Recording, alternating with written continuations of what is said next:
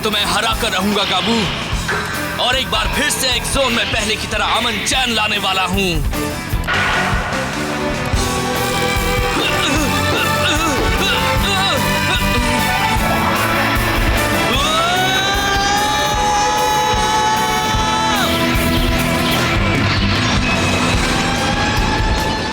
Show ने x zone में अमन, शांति और चैन लाने के लिए गाबू के साथ रेस की और जीत भी शो की हुई। अपने हाथ में 10 गोल्ड एम्बलम्स लेकर वो अपने उस गोल तक पहुंचा जिसके लिए उसने इतनी मेहनत की थी, सील डोर तक। मगर उस दरवाजे के पीछे क्या है? क्या उसके पीछे वो लेजेंडरी एडाटन बाइक इंपीरियल एक्स ही है? एक्स जोन के सारे राज जल्दी ही खुलने वाले हैं। आप भी तैयार हो जाइए। Good bye X zone. अब क्या होगा? इसके बाद क्या होने वाला है?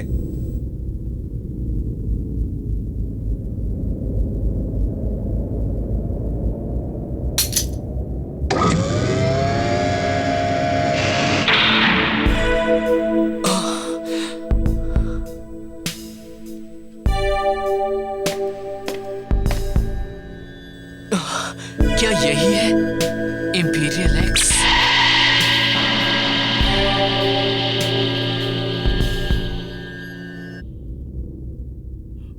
सर जी इसी जगह पर कहीं गिरे थे, हमें ढूंढना होगा। कितना कबाड़ पड़ा है, मुझे तो ब्लडी फैंग भी नहीं दिख रही।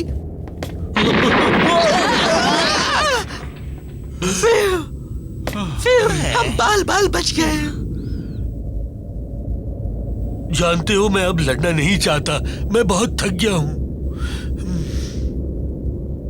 हाँ, मुझे भी ऐसा लग रहा है कि गाबो की हार हमारे लिए अच्छी ही है। किसने कहा कि मैं हार गया हूँ? मुझे कोई हरा ही नहीं सकता। मेरे सारे आदमियों को जमा करो और मेरे बारे में जो भी कुछ बुरा कहे उसका मुंह तोड़ दो। अब खड़े क्यों हो? दफा हो जाओ। ये मेरा हुक्म है, निकल जाओ। सुनो, जाओ यहाँ से।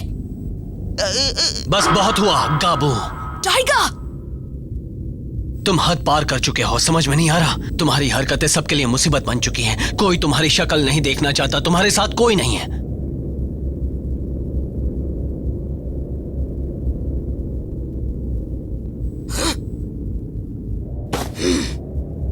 तुम भी?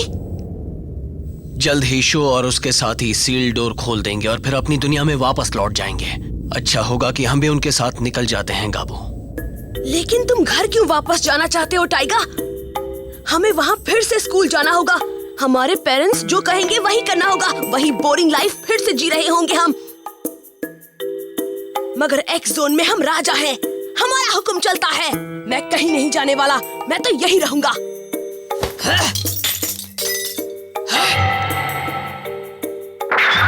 लग रहा है इस मुकाबले में तुम्हारे ब्लडी फैंग की हालत भी खस्ता हो गई है।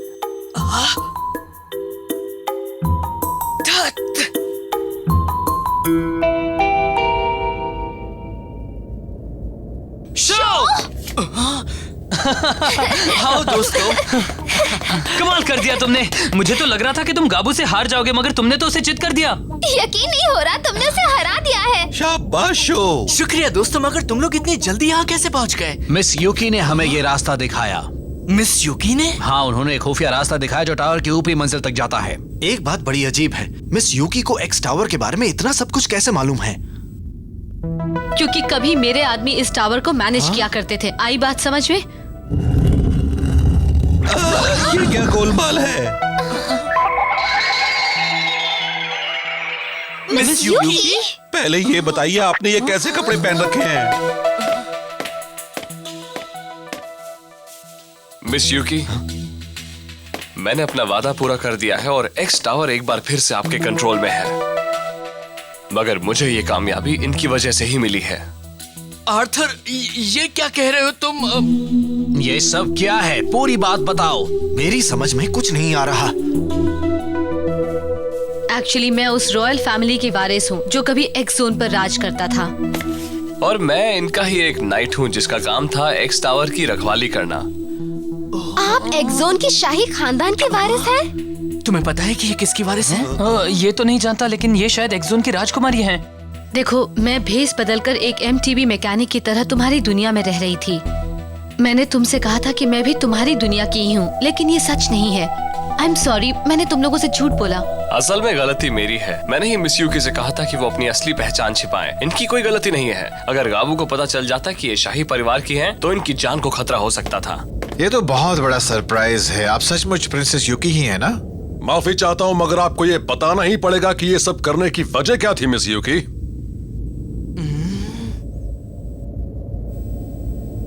क्यों ना मैं पूरी कहानी शुरू से ही सुना दूं।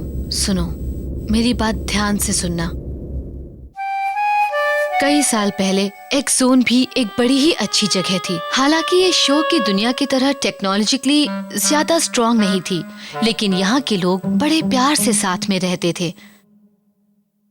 पुराने जमाने से ही मेरा परिवार एक्सोन का रखवाला था और वो कई 100 साल से यहाँ रहने वाले लोगों को देख रहा था।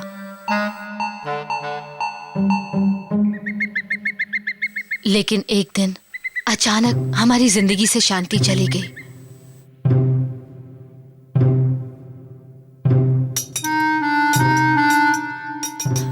अरे ये क्या हो रहा है? पता नहीं क्या हुआ है कि एक्स जोन का एनर्जी लेवल अचानक 70% कम हो गया है। कहीं इसकी वजह इंपीरियल एक्स तो नहीं है?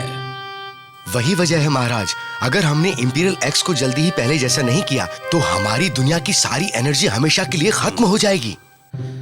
अच्छा ये बताओ कि यूकी कहाँ है? फिर से वो फिर वहीं पर है। ये लड़की भी ना।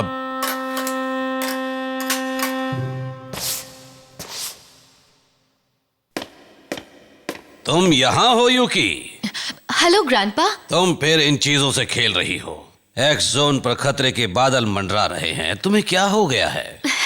नहीं, मैं खेल नहीं रही हूँ। मैं तो इंपीरियल एक्स को ठीक करने के उपाय ढूंढ रही हूँ। अगर मुझे पता लग गया तो मैं उसे ठीक कर दूंगी। ओके? इंपीरियल एक्स को ठीक करना तुम्हारे बस की बात नहीं है। तुम ये बात क्यों नहीं समझती? अगर हमने बड़े से बड़ा मैकेनिक बुला लिया, सबसे तेज दिमाग वाले लोगों को जमा कर लिया, तब भी मुझे नहीं लगता कि हम इंपीरियल एक्स को ठीक कर पाएंगे। तुम ये तो जानती ही हो कि इंपीरियल एक्स एक बड़ी पवित्र बाइक है और देवता इसकी सवारी करते हैं। और फिर ये पवित्र बाइक हमारी दुनिया में पॉजिटिव और नेगेटिव एनर्जी को भी बैलेंस करती है। हाँ बेटी, हमारी दुनिया में सचमुच पॉजिटिव और नेगेटिव एनर्जीज हैं, मगर दोनों एक दूसरे के बिल्कुल अपोजिट हैं। अगर बैलेंस बिगड़ा तो हमारी दुनिया भी खत्म हो जाएगी। इंपीरियल एक्स को हमारे पूर्वजों ने बनाया है और इसे उन MTB जैसा बनाया है जिनकी सवारी देवता करते हैं। ये भी एक पवित्र MTB है, मगर इसे बनाए हुए काफी वक्त हो चुका है और इंपीरियल एक्स अब खराब होने लगी है। अगर यही हाल रहा तो जल्द ही हमारी दुनिया भी खत्म हो जाएगी। लेकिन ग्रैंडपा, हम इसे कैसे बचाएंगे? हम कोशिश तो कर ही सकते हैं। सचमुच? हम दूसरी दुनिया से लोगों को बुला सकते हैं जो हमारी दुनिया में आकर इंपीरियल एक्स को रिपेयर कर सकें। एक्स टावर की रखवाली करने वाले लोग जमाने से जानते थे कि उसमें दूसरी दुनिया तक जाने का एक रास्ता है जिससे हम वहाँ आ या जा सकते हैं। दूसरी दुनिया में? हाँ, दूसरी दुनिया, वो दुनिया जहाँ से तुम आए हो। वाह, तो इसका मतलब है इंपीरियल एक्स एक ऑर्डिनरी MTB नहीं है। कुछ दिनों के बाद मेरे ग्रैंडपा ने एक्स जोन के कुछ और चुने हुए लोगों के साथ दोनों दुनिया को जोड़ने वाला वो रास्ता खोल दिया।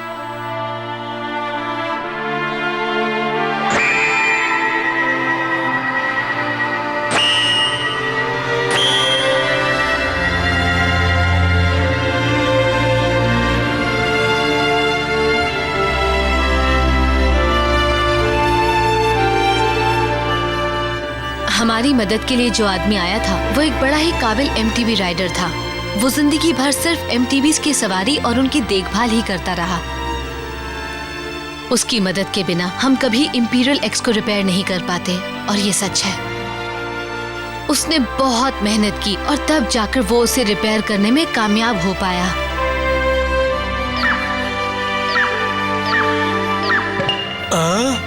ये हम लोगों ने लोग खुशी से झूमने लगे थे और उन्हें लगा कि अब उनकी मुसीबतें खत्म हो गईं। मुझे भी यही लगा, लेकिन हम ये नहीं जानते थे कि असली मुसीबत तो अब आने वाली है, और वो हमारे लिए बहुत बड़ा खतरा था। यूकी, मेरे साथ जल्दी चलिए। हाँ, क्या बात है आर्थर, क्या हो गया? चलिए, आप एक बार सील डोर को देख लीजिए।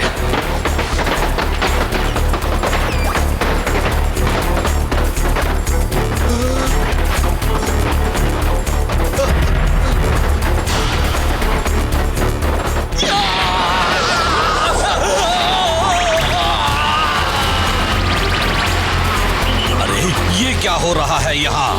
हाँ?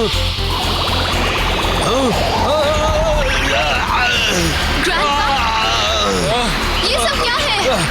दूर रहो, दूर रहो। लेकिन ग्रैंडपा, तुम्हें इडेटन बाइक्स को ढूंढना होगा। इडेटन बाइक्स? हाँ, उन इडेटन बाइक्स को ढूंढकर ही एक्स जोन को बचाया जा सकता है। मैं तुम्हारे भरोसे हूँ बेटी। ग्रैंडपा मत जाइए। ग्रैंडपा!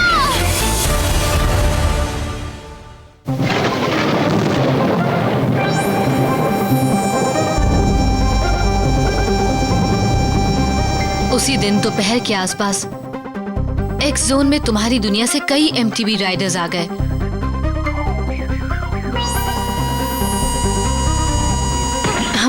हम समझ नहीं पा रहे थे कि बात क्या है। हमें लगा कि दूसरी दुनिया में जाने वाले उस रास्ते को खोलने के बाद शायद एक्स जोन के एनर्जी फ्लो में कुछ खराबी आ गई थी। उसके बाद तो यहाँ लगातार नए नए एमटीबी राइडर्स आने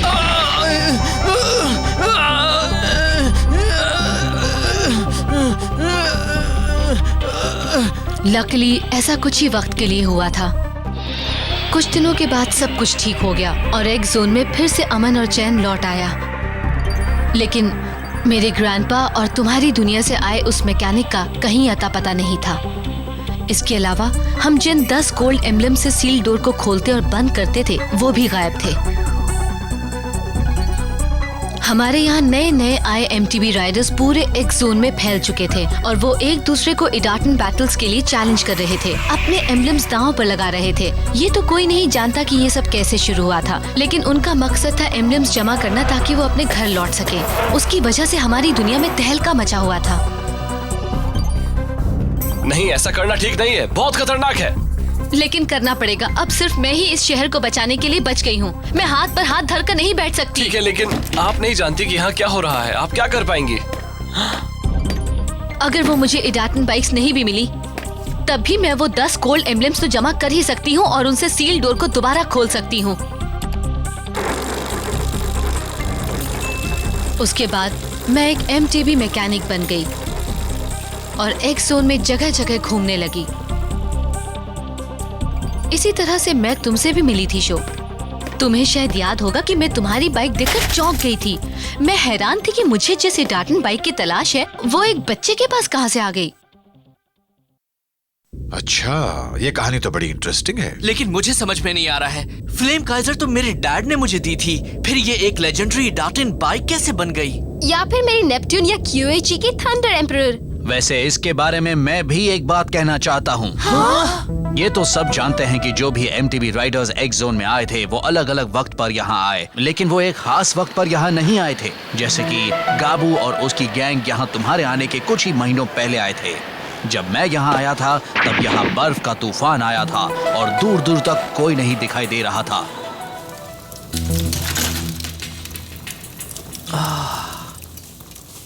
उस आदमी ने ना सिर्फ मेरी जान बचाई थी बल्कि उसने मुझे एक्स जोन के बारे में भी बहुत कुछ बताया था। हाँ, उसने मुझे अपना नाम नहीं बताया था, पर वो हमेशा एक चोगा पहने रहता था, इसलिए उसका चेहरा कभी नहीं देख पाया। मैं समझ गया कि वो एक नेक इंसान है और एक दिन उसने मुझसे एक काम करने को कहा। आप चाहते हैं कि मैं एक्स जोन को बचाऊं? जल्दी इस दुनिया में 6 इडाटन बाइक्स आने वाली हैं। तुम्हें मेरे लिए उन्हें ढूंढना होगा।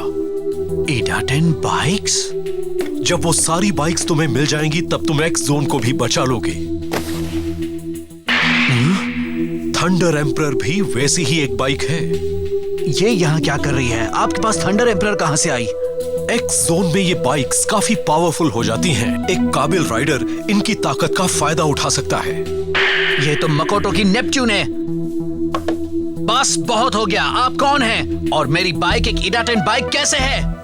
वो इसलिए कि नहीं, वो फिर से आ गया। मेरे पास ज्यादा वक्त नहीं है। मैं तुम्हें वो सब नहीं बता सकता जो बताना चाहता हूँ। आप क्या कह रहे हैं?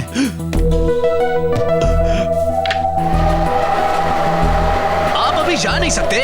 6 डेटन बाइक्स में से एक बाइक में प्लैटिनम एम्ब्लम लगा है। तुम्हें उसके राइडर को मेरे लिए ट्रेनिंग देनी होगी। उसका नाम है शो यामाटो। तुम ये काम जरूर करना, मुझे तुम पर भरोसा है। उसके बाद मैं यहाँ दूसरे एमटीवी राइडर्स के साथ रेस करने में बिजी हो गया, मगर मैं इंफॉर्मेशन जमा करता रहा।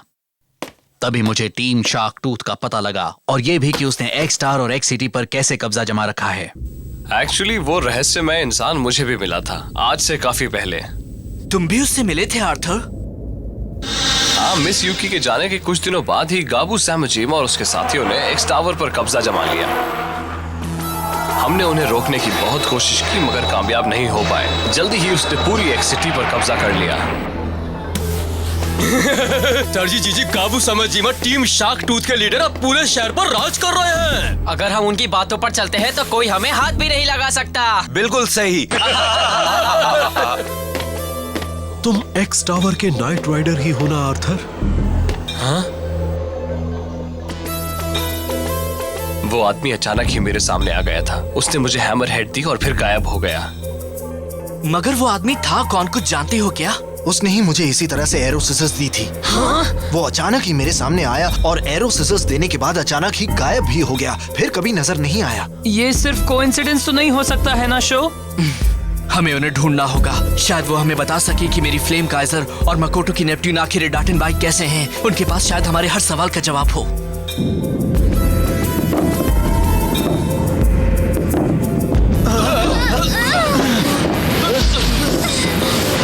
ये क्या हो रहा है? फिर वही फॉग, भागो!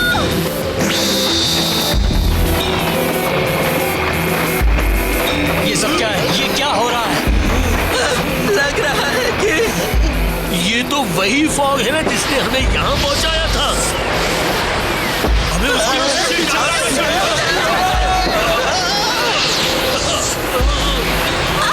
अरे नहीं, योको! डैडी बचिए!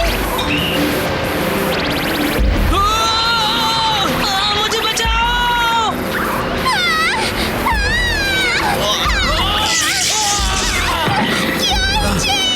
मकोटो! शो! हमें बचाइए मिस यूकी! तुम अभी नहीं जा सकते शो। मैं तुम्हें एक बहुत जरूरी बात बताना चाहती हूँ, तुम्हारे डैड के बारे में। तुम्हारे डैड असल में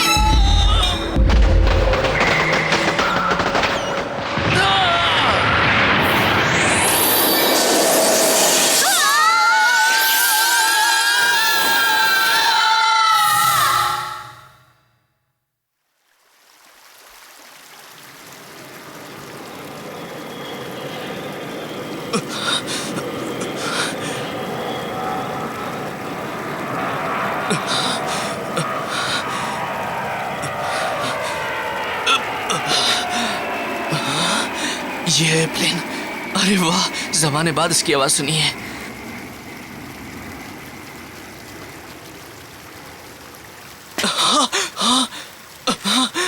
इसका मतलब हम लौट आए हैं।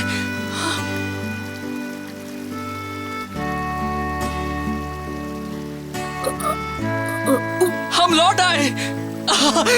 हम लौट आए दोस्तों। शो! क्या बात है, हम अपनी दुनिया में लौट आए। हम अपने घर लौट आए। ये तो कमाल हो गया। क्या हम अपने घर लौट आए? हाँ?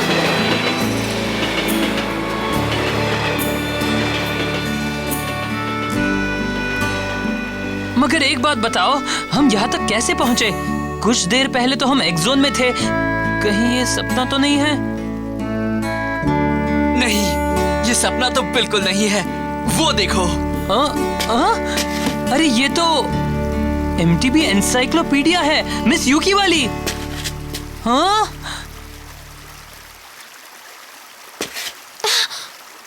मेरा भाई कहाँ है?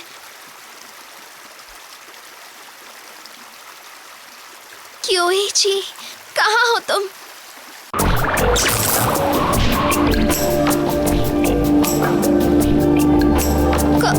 क्योइची? जी।